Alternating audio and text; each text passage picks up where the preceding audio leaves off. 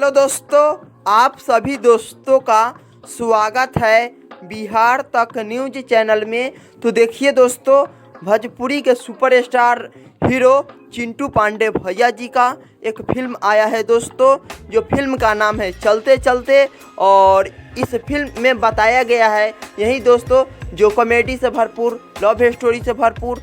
और इस फिल्म में मेन किरदार के रूप में काम किए हैं भोजपुरी के सुपरस्टार हीरो चिंटू पांडे भैया जी, और भोजपुरी के सुपरस्टार हीरोइन काजल राघवानी जी भी काम की हुई है। और ये फिल्म चलते चलते सोशल मीडिया पर तहलका मचा दिया है, और ये फिल्म बहुत मज़ेदार और बेहतर है, और सोशल मीडिया पर बहुत तहलका मचा दिया है। और आप सभी दोस्तों जाकर देख सकते हैं और सुन सकते हैं।